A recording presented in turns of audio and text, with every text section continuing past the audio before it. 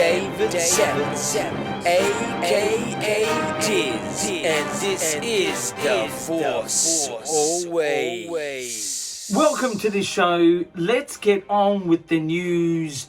There is no Star Wars news this week. There's absolutely nothing that's been made this week. But this is a preview to a show that I'll be doing next week. Yes, this Star Wars kid will be going to see The Batman. In Australia, it's going to be March 2nd. Now, it may sound like we're getting it a day late than the American people, but our March 2nd is your March 1st. That's if you're watching this from America. So, I will be seeing the premiere session here in Melbourne, Australia, The Batman, and I'll be giving you a review shortly after. I'll be uploading that as quick as I can. It'll probably be the same time period of when America gets it, maybe a little bit beforehand. But yes, this is a preview to next week. It's going to be a Star Wars fan, the Batman by a Star Wars fan. That's what it's going to be. It's going to be called. It's going to be the Batman review by a Star Wars fan. I am a Star Wars fan, and I'm not a big Batman fan, but definitely it's a type of character that is good, and I think this one does look good. So it will be a bit spoilerish, just to let you know, but my issue with the whole film at this stage is that it's 3 hours. I'm hoping it's not going to be long and drawn. It can be long and exciting, but just not long and drawn. That's anyway, that's just to let you know next week. Because there's no Star Wars this week, that's why I'm pushing that, because it will be interesting to see what a Star Wars fan like myself, just a Star Wars fan, would think of the Batman. You know, just a Star Wars fan. But anyway, so that is pretty much the news for this time around. Let's get into views. Views is this week's about my story ideas, which is always about my story ideas about Star Wars. What can I put my input for in the Star Wars film? What best type of film would fit the sort of Batman feel, but as a Star Wars film? What is the best type of Star Wars film that would be, you know, similar to a Batman sort of thing? Now, the most obvious, I think, would be definitely Darth Vader. The only thing with Darth Vader, he's pure evil. He's not really a sort of, a vigilante type, sort of, fighting for good. He's only fighting for himself and the evil and stuff like that, and being succumbed by the Emperor. That's if you're a big Star Wars fan, you would know what I'm talking about. But the look of that film and the intensity of that film, the Batman so far, through the previews, is what I would like to see seen, probably, obviously a bit more Star Wars-like, but that is, that gothic, sort of dark, intense, violent sort of story writing. When I say intense violence, it doesn't have to be random, just punches and kicks and crashes just to be really, fantastic. It just has to create that sort of feel. Gothic, I think, would suit a Darth Vader film.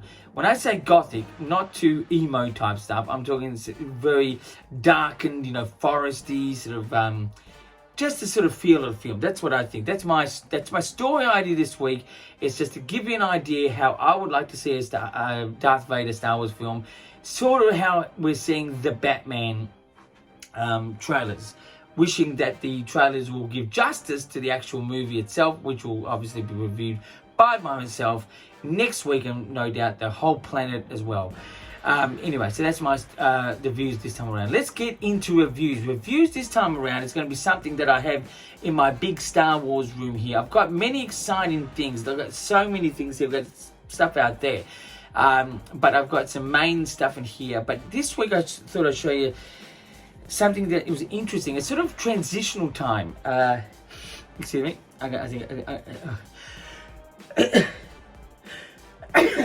Excuse me.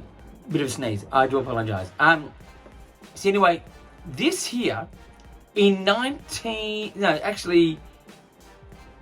the year 2000, this came out. It's the video VHS release of The Phantom Menace. Now, this is interesting. Now, you either love this film or sort of accept this film. That's what I think. You either hate this film or accept this film. I am a person that accepts the film, and in fact, I actually watch this more often than you would think, but recently, not enough time. But this film, actually, I don't mind. The part of the film that really annoys me is the end final fight with the Gungans in that sort of daylight sort of war. It just looked a bit like Windows 95 in my opinion. But anyway, what I'm bringing up this for was this is actually the last time Star Wars technically released Star Wars as an official Star Wars video release. Because at that time, the DVD revolution was taking over. Funny enough, it was a brand new thing back then, DVDs, and now it's almost obsolete. But then, so I got the DVD. Not only did I get the DVD, I got a special cover version of Phantom Menace. As you can see, like you just open it up before. Let me show you how to do this. As you can see, it's the other way around. It's the Phantom Menace version on DVD.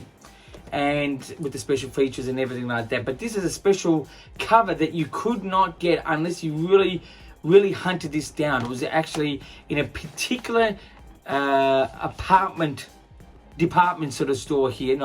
Department store here. Quite a big chain that I found this. And I hold this very prized because it's a collector's edition, limited edition cover. It's only the cover, but it's the full DVD features and movie and things like that.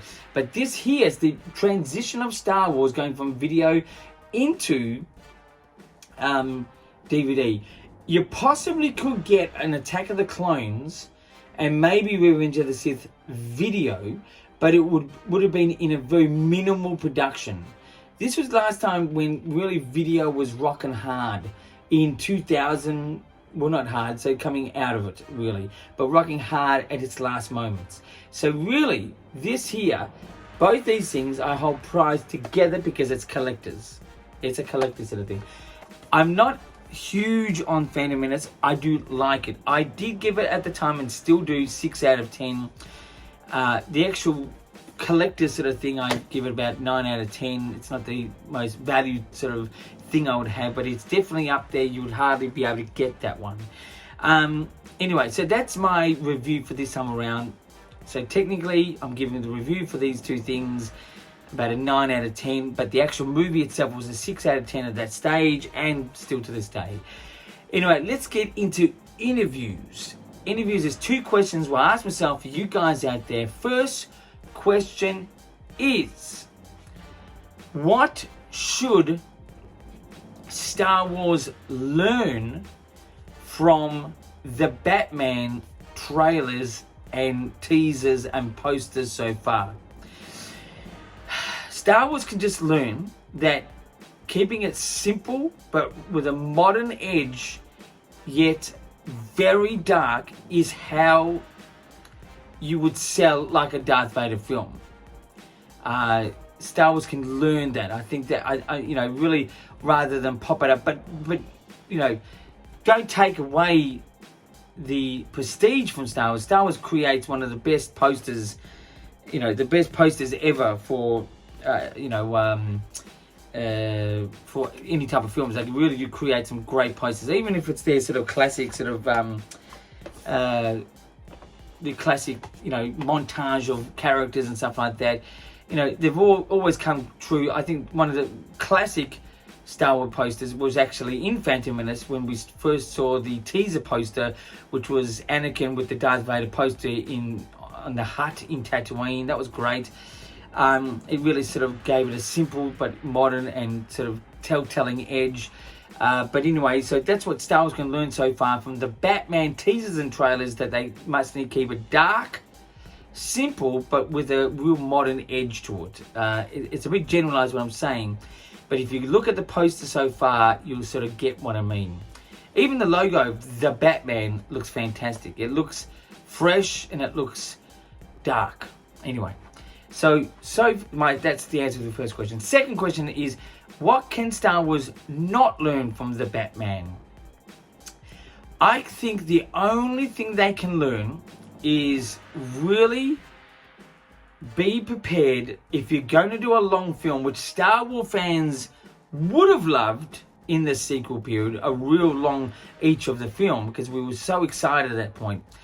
At the moment, Star Wars sort of momentum, sort of, reception at the moment has gone from very high to sort of medium. It's still got it, but it's medium. So I'd say they shouldn't really stretch themselves to be a 3-hour film like the Batman is going to be, which is my only possible criticism with the Batman so far. Hopefully, wishingly that it won't be long and stretched. But I think that if Star Wars just keeps to about a 2 to 2.5 hour, more a 2 hour 10 period of length of film, that would be good to get the ball rolling again, and still, because it's always been sort of roughly about that anyway. So that's my answer to the second question. Anyway, so that is the Star Wars news, views, reviews, and interviews for this time around. You can contact me on Twitter, which is down there, Instagram, or possibly YouTube. Just message me with a comment or anything you like. And thanks for the question from Kate. Kate, she's a fantastic supporter. I love that, Kate. She's beautiful on Twitter. My Twitter, she's absolutely an amazing person. But anyway, thanks for the question. I enjoyed answering your question and interacting with you once again. But also, just remember next week's episode, which should be downloaded technically here in Australia on the Wednesday, very late Tuesday or early Wednesday morning for you guys. That's if you're wanting to stay up to see what a review is like of the Batman review by a Star Wars fan like myself. And that's what I'll be doing next week. Anyway, until next week, my friends, keep rocking.